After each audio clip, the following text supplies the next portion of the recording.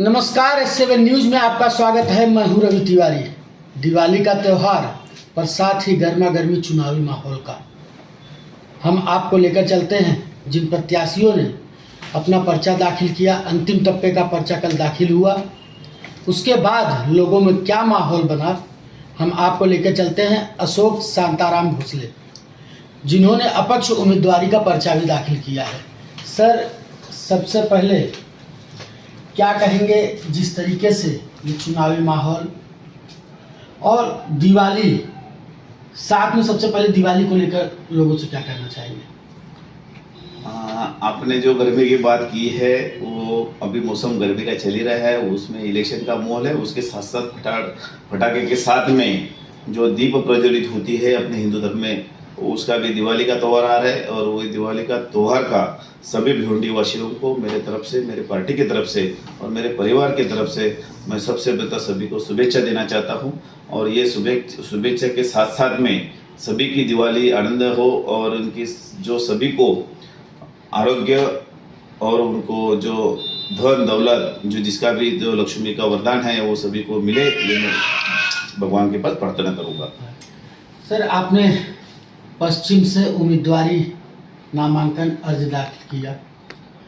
जिस तरीके से यहाँ का माहौल, इतने लोगों के बीच में जो लड़ाई, क्या कहेंगे? नहीं, लड़ाई संविधान ने डॉक्टर बाबा साहेब अम्बेडकर, इन्होंने भारतीय संविधान में अपने सभी लोगों को इसका एक ताकत दिया है और वो ताकत का अपन सभी लोगों ने उपयोग करना चाहिए। ये इसमें कोई ताकतवर इतना बड़ा माहौल है, इसमें ऐसा इसी से कोई लेना देना नहीं होता है। इलेक्शन के जो 30 दिन होते हैं वो 30 दिन में अपने को ये राजनीति करना चाहिए और इसी में लोगों के साथ में जुड़ना चाहिए। और ये सभी जो अपने को ताकत जो दिया है संविधान ने, वो उसका मैंने उपयोग किया है। बाकी इसके अलावा मेरे दिमाग में कुछ बात है। आप भिवंडी महानगर पालिका में गलीच बस्ती सुधार समिति के सभापति आप रह चुके हैं। भिवंडी शहर के विकास को लेकर आप क्या मानते हैं कि नेताओं को, जो नेता इस समय चुनावी मैदान में है, उनका क्या रोल होना चाहिए? क्योंकि यहाँ पर अगर समस्या देखी जाए तो बिल्कुल जलेबी की तरह टेढ़ी है, समस्या से भरा ये भिवंडी शहर, क्या कहें? नहीं, आपकी बात से सहमत हूँ मैं कि भिवंडी में समस्या तो छोटी छोटी ज़्यादा है, बड़ी तो है या नहीं ये पता नहीं है, लेकिन छोटी छोटी जो समस्या है वो भिवंडी शहर में मैं गए 8 साल से एक नगर सेवक के पद पे रहने के बाद में देख रहा हूँ और इसमें कोई सुधार नहीं हो रहा है। मैं उसका कारण मैं ढूंढने की बहुत कोशिश कर रहा हूँ, लेकिन कुछ दिख नहीं रहा है। यहाँ पर सभी लोगों को, मतलब महाराष्ट्र सरकार हो, महाराष्ट्र शासन का प्रशासन हो, इसका पूरा अपने भिवंडी शहर में पूरा मतलब उनको नज़र ही नहीं है। ये इस माध्यम से मुझे दिख रहा है। मैंने उसी लिए बहुत सा कोशिश किया कि हर जगह पे रोड वाइडनिंग होता है। दूसरे 15 किलोमीटर शहर पे कल्याण, डोंबिवली और यहाँ से थाना महानगर पालिका अपने बाजू में है, उसको लग के 15 किलोमीटर 20 किलोमीटर में बिना भाईंदर है, उसको लग के फिर वैसे ही ग्रार यहाँ से अपने को लगता है। तो ये शहरों में सब विकास होता है, लेकिन अपने शहर में, पूरे भिवंडी शहर में 136-137 की बात कर रहा हूँ मैं, इसमें विकास के कोई भी मतलब दिख नहीं रहा। मतलब जो छोटा विकास होना चाहिए वो हर आदमी को, जो 40 साल तकलीफ था वो आज भी है। तो वो जो अपने मैं 8 साल में जो जहाँ पर मैंने देख रहा हूँ कि शहर में रास्ता बनता है, लेकिन वो रास्ते को जितना मीटर है उतना ही बनता है। आप जिस तरीके से चुनावी मैदान में आए, सबसे पहले आपने एक कार्यकर्ता बन के काम किया पार्टी के लिए, उसके बाद में फिर आप महानगर पालिका में गए नगर सेवक बन के, आपने वहाँ पर भी जवाबदारियाँ संभाली, आपको जवाबदारी भी दी गई। अब आप विधानसभा चुनाव में अपक्ष उम्मीदवारी कर रहे हैं। इतनी सीढ़ियाँ चढ़ने के बाद धीरे धीरे जिस तरीके से आपने आगे बढ़ने का ये सफ़र शुरू किया है, आपके मन में क्या इच्छाएं रही होंगी इस शहर को लेकर?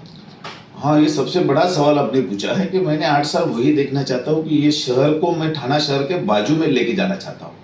क्यों? इसका कारण ये है कि यहाँ की जो जनता है, हर प्रांत से आई हुई, भारत के हर प्रांत से आई हुई जनता यहाँ पर रहती है और यहाँ की जनता इतनी अच्छी है कि बाकी शहरों से भी जनता हमारी भिवंडी की अच्छी है, ये मैं मानता हूँ।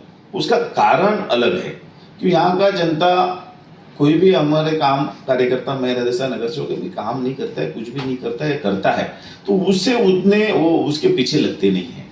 और वो हम हमारे जैसे कार्यकर्ताओं को, हमारे जैसे नेताओं को, हमारे जैसे लोक प्रतिनिधियों को संभाल के लेते हैं। लेकिन बाकी शहरों में ऐसा नहीं होता है। बाकी शहरों में लोग तुरंत जवाब पूछते हैं, उसका आज काम क्यों नहीं हुआ, कल। इसीलिए मैं बोलता हूँ कि भिवंडी की जनता बहुत शांत है, संयमी है। और इसीलिए मैं ये चाहता हूँ कि किसी ने काम किया नहीं किया, अच्छा किया, मेरे को उसके ऊपर नहीं जाना है। मुझे आगे जाके भिवंडी को कैसा सुधारना है, मैं उसके बारे में बात करना चाहता हूँ कि भिवंडी बाजू में 15 किलोमीटर थाना शहर के जैसा ऐसा होगा ये मैं नहीं बोलूँगा, लेकिन उसके बाजू में ये शहर को रखना चाहता हूँ मैं। इसका कनेक्टिविटी मैं भिवंडी शहर की उसे शहर से करना चाहता हूँ। और इसमें कुछ जो मुद्दे हैं वो सबसे बड़े इंपॉर्टेंट है। यहाँ पर सबसे बड़ी जो तकलीफ है वो कामगारों को मेडिकल सुविधा कुछ भी नहीं है। यहाँ पर जो बच्चे, जहाँ पर कामगार के लोगों को, बच्चों को जो सुविधा शासकीय दृष्टिकोण से मिलना चाहिए वो यहाँ पर नहीं मिलती है, कि वो लोग बेचारे कम पगार में काम करते हैं और उनका यहाँ गुजारा होता नहीं है। कुछ लोग फैमिली को गांव में छोड़ के यहाँ पर काम करते हैं, तो वो उचित नहीं है शहर में। तो वो एक अपने को ये काम दूसरा अपने को करना है। तीसरा काम, महानगर पालिका में जो सबसे भ्रष्टाचार इतना सालों से चल रहा है, हर क्षेत्र में भ्रष्टाचार चल रहा है, तो उसको किधर ना किधर रोक लगाना चाहता हूँ। तीसरी बात, ये भिवंडी शहर में रास्ते की जो वाइंडिंग होना चाहिए, जो रुंदीकरण होना चाहिए, वो कहाँ पर भी हो नहीं रहा है। और सबसे बड़ी बात तो उसको वो रास्ते को जो शासकीय के दृष्टिकोण से शासन के दरबार में रखें, जो कानूनी तौर पे जो वाइंडिंग होना चाहिए उसके बारे में भाई मेरी सोच है। और सबसे दूसरा मुद्दा जो है कि ये भिवंडी विकास आराखड़ा जो तैयार किया गया है और वो एकदम मतलब पूरा बोगस है। ये बात भी हमारे माननीय मुख्यमंत्री साहब के पास हमने ये रखा था वो टाइम पे, आज भी हमारा पर रखने का उम्मीद है और आगे जाके वो रखेंगे भी, तो उसमें सुधार करना है। और सबसे दूसरी बात जो है, यहाँ पर